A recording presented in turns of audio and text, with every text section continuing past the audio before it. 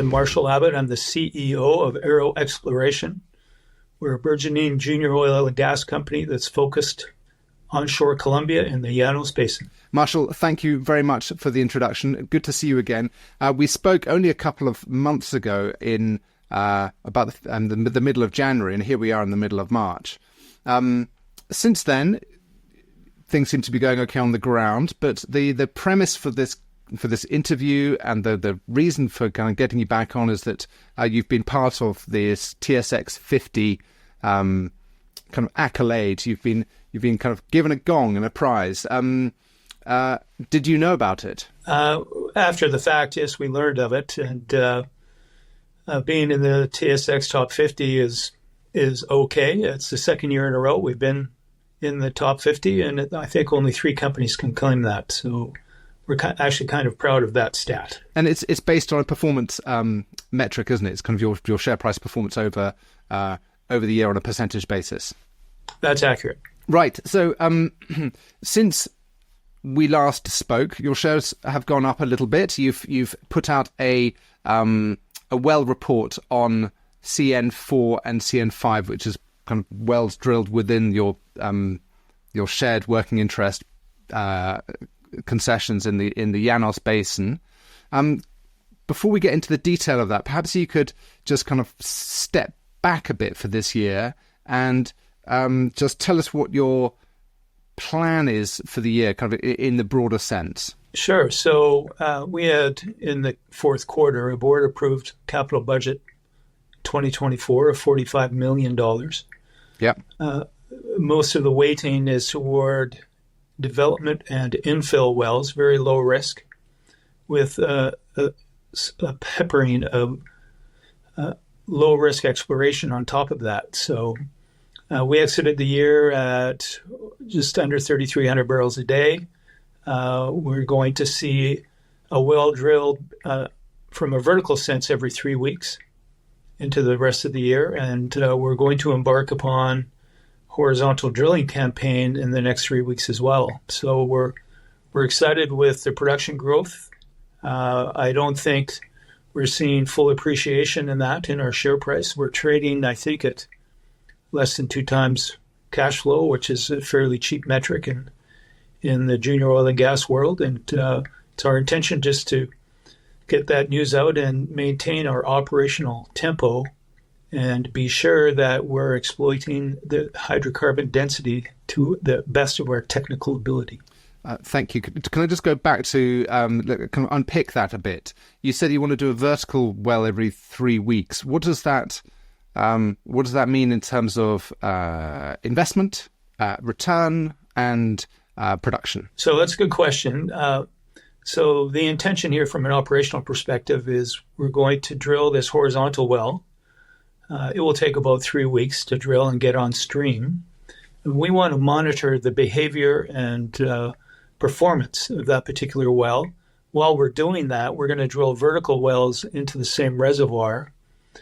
We drill them from a net cost perspective for $1.5 million. They pay out in less than 60 days. The horizontal well is going to be on stream at a $3 million net, and it's going to have the ability to produce at 3 to 4 times what a vertical well would approve. So we're looking for guidance from the first horizontal, and that will dictate how many vertical wells we'll have. But we're going to have 2 rigs going at the same time. So just to cover off on the Carrizales Norte discovery, of course, the Ubaki is quite thick and large and a significant amount of oil in place, but there's also a shallower reservoir called the Carbonera, which we encountered in CN4 and CN6. And it's quite prolific in its own right. It's not 60 to 80 feet thick. It's 20 to 30 feet thick, but the oil comes out fast, and it just adds another element of exploitation to the overall value of the Tapir Block. You haven't published the results from CN6 yet, have you? No. You've just published CN4 and 5, which were 2 vertical wells. Correct. And in that news release, which I think came out about a month ago, kind of third week of February, you talk about intersecting or seeing indications of not just a kind of a structural trap, but also kind of a stratigraphic element to that. Could you explain that to me? Sure, that's a very good question. So the well-recognized play type within the Llanos Basin amongst all the players, and the Llanos is the heartland of oil and business, oil and gas in Colombia. It does about 600,000 barrels a day. And the pursuit has primarily been structural plays where you get three-way closure up against a fault. So you get this domal structure up against a fault. And when you have that, 90% of the time it will be oil-filled. So that's strictly based on geological structure. You get this domal shape up against a fault. So what we encountered in CN5, we drilled quite a ways away from the fault. In fact, the furthest you could actually drill away from the fault, and we were still oil bearing in the same reservoir. So there's a significant stratigraphic component as well. So it's not only structural, but we have a subcrop edge, an erosional edge that adds to the overall field size. So that is the stratigraphic component, is that erosional edge in the Ubaki. And it makes the aerial extent of this pool at least double. Sorry, I don't understand what you mean by an erosional edge or a subcrop. So the Ubaki was deposited as a river sandstone. Yeah. And at various spots along its depositional edge, it is eroded out. Okay. And when it's eroded out, the oil can't travel any further. And so with the combination of structure and that erosional remnant, it adds significantly to reserve value. So if I understand you right, the erosional edge of the unit is abutting against an impermeable layer which acts as a trap. Exactly. So that the sinuous body of the old river sediments, which may not just be a simple single channel, but might be kind of layered over time and kind of deposited over a relatively wide area. But that's got an erosional side to it, which has been put against something impermeable, so that has acted as a trap, which is not a fault. You've explained it far better than I have. Well, when I only understand it once I can explain it, if you know what I mean. No, very well done. Okay, so when you talk about kind of a doubling of the size potential, in your presentation, I've just had a kind of a quick look. You've got the 2 and 3p results, but you've also got the Carrizales Norte results. Why are they kind of both in there? Could you explain, kind of help me understand that a bit? Sure. So let's just stick with the 2p on both of those. So we had a year-end reserve report, competent person report, pardon me, about this time last year. It's mandated by the regulator in Colombia that you have to have a CPR at the end of March. So we submitted that CPR last year. I believe it was 143 million 2p value. And then in May, June, we had the significant discovery of the Ubaki at Carrizales Norte. And we thought it would be a viable thing to do a mid-term report on that exploration success. And so we are combining both of those. It's kind of apples and oranges, just to try and indicate a total value. So when you group them together, it's about 270 million, 2p at 10% in dollars. That's in dollar terms. But in oil terms, just I've got the figures sketched out here. I think it was around 8 million barrels in the 2p about a year ago category. It was 7.96. Let's call it 8 million barrels. Sure. And for Carrizales Norte, you had 3.9. So let's call that 4 million barrels. So combining those two, you're kind of nudging 12 million barrels in the 2p category. Correct. And we'll be issuing an up-to-date CPR in the next 10 days. So and that will include Carrizales Norte in that year-end March report for the Colombian authorities. Correct. Yes, it will be a fulsome report. A fulsome report, and it just for my benefit, it will include the stratigraphic component of Carrizales Norte as well. Very good question. CN5 was drilled in 2024, so it won't be part of that reserve report. Okay. And it's CN5 that is adding that additional value that we'll likely do another mid-year update. Okay, great. I'm getting the picture. I'm slow, but I get there eventually. Where's the horizontal hole going? So we have a dedicated pad at the north end of the Ubaki channel. We intend to drill the first 3 wells to the south. Each well will have a lateral length of about 500 meters. Yep. And as I mentioned, it will take 21 days to drill and get on stream, at which time we have to decide on how hard or how aggressive we want to produce these. These will actually flow naturally, but we have a high-volume pump inserted in the well when we do drill it, just to ensure that we can maintain a production rate we're comfortable with. So it'll take 10 days to get to 90 degrees, and then the balance of that time will be on the lateral length, which is about 550 meters to be exact. And when you talk about production rates, the manageable production rates, what are the other parameters that you've got to deal with? Have you got a lot of gas? Have you got a lot of water? Good question. So an interesting factoid on our production in the Llanos Basin is there is no solution gas in the oil. The oil is dead. I've never seen that before in my career, but the reservoir drive comes from the aquifer, which is rainwater recharge out of the Andes. That increases the recovery from 10% in a conventional solution gas reservoir to 35% in an aquifer-supported reservoir. So it's really acting and behaving like Mother Nature's water flood, where you're increasing recovery. Right, but that means you've got to handle the water as well. Yeah, good question. So we have a dedicated water disposal well at the RCE platform, and that well can likely handle upwards of 30,000 barrels of water injected a day. So that takes care of all the water concerns. And it's absolutely necessary that over the life of the Ubaki reservoir that we have the ability to put away as much water as we can. The more water you produce, the more oil you produce. And when you look at some of the major fields onshore Colombia, a lot of them are producing that 95% water cut, but still very high volumes of oil. And what's your water cut going to be for I mean, you may not have the full detail now, but what are you expecting in kind of the next year or two? So at the very early stages of the horizontal well production base, we are hopeful that water cut is 0. So the reservoir is so thick, we're drilling at the top of the reservoir, which is a long ways from any discernible oil-water contact. Yeah.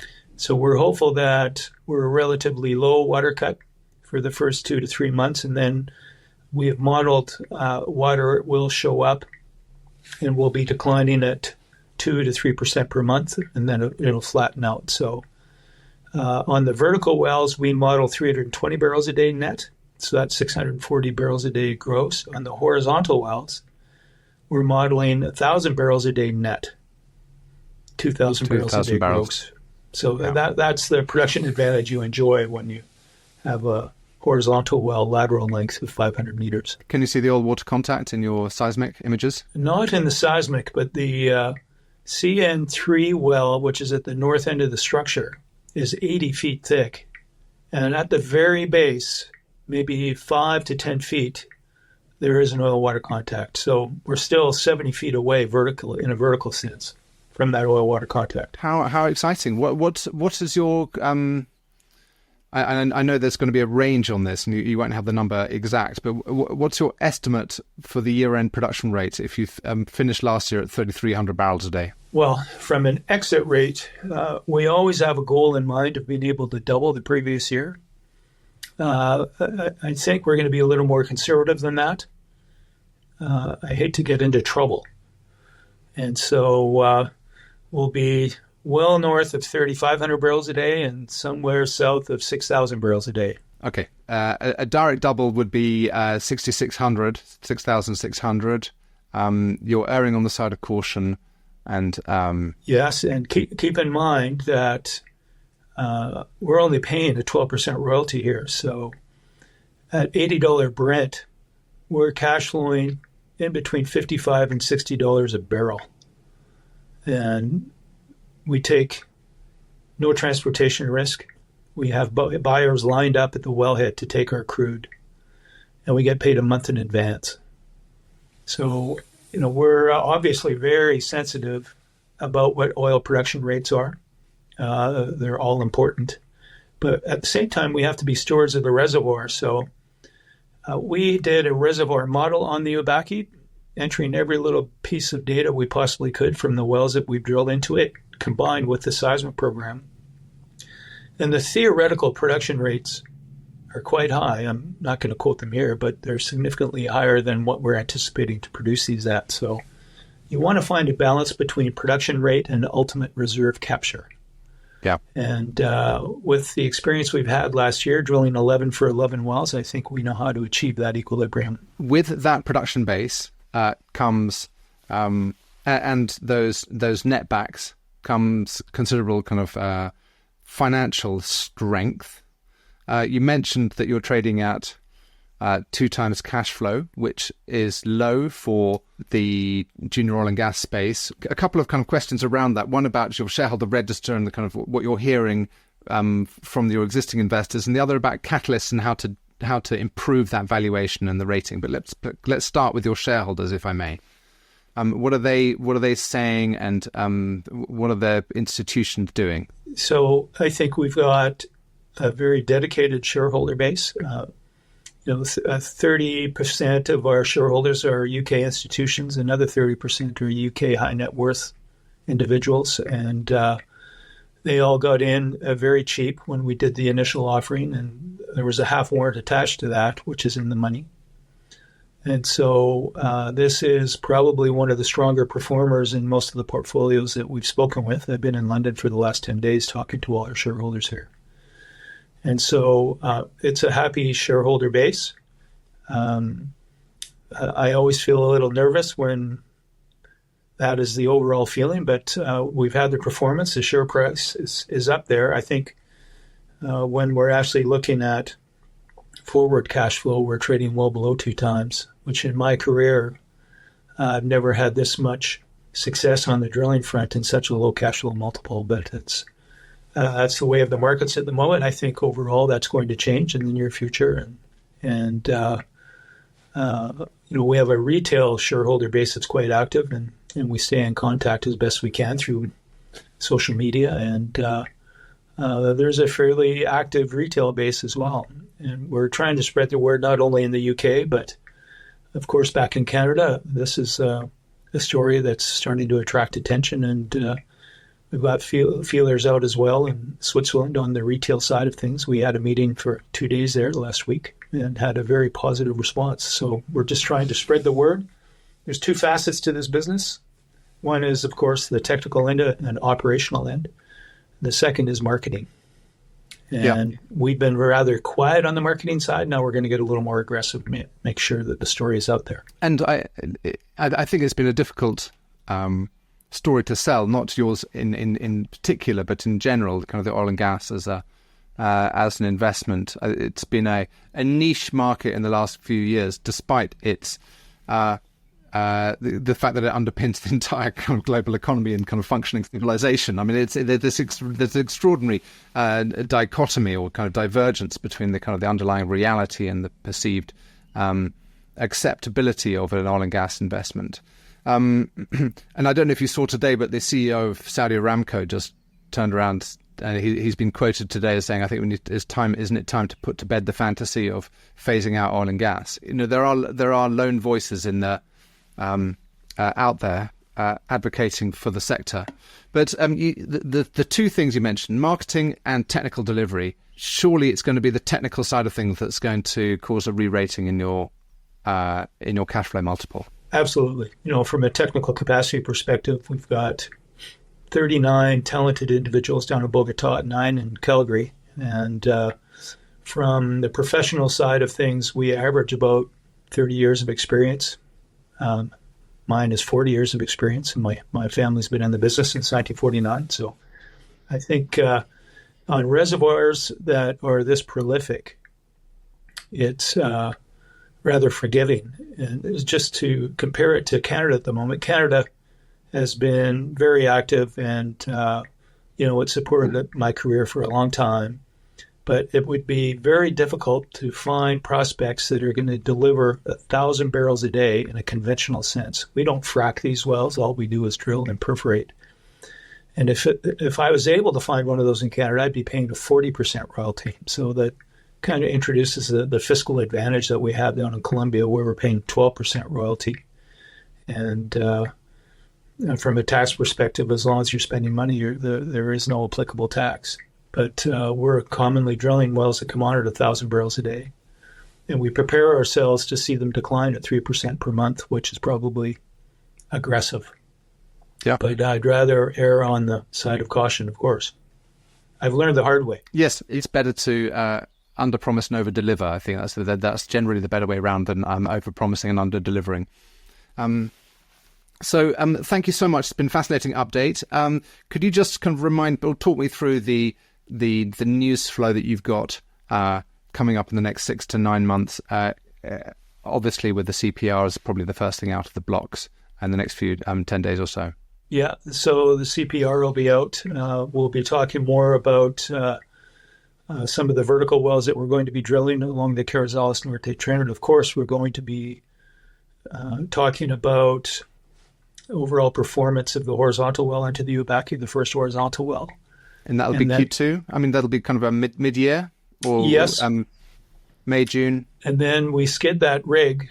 Once it's completed, we skid the rig 25 meters and start all over again. So the horizontal rig will be busy through to probably mid-Q4. But at the same time, we're going to have a vertical rig drilling the Baquiano prospect, the Mataguafa prospect. And those are structural traps that we defined earlier in this conversation that are very exciting. In fact, the Baquiano prospect is along the same fault as Carrizales Norte. So it's got the same shape and morphology. We're very excited about getting that drilled. And that's got significant reserve add written all over it. So we're excited with that. We're going to execute on the full $45 million of approved capital budget and expect to end up between $13 and $15 million of cash in the bank after all that. So we're excited with what's in front of us, and we're opportunity rich. We force ourselves to look at every opportunity and rank it. Certainly the horizontal wells come out the best economically, but we rank every one of our prospects, and that really acts as a tool for us to decide where to deploy our capital. Good. Well, Marshall, thank you very much for the update. Go get them, get out there, explore, and produce oil. Always good talking to you, Merlin. Thank you.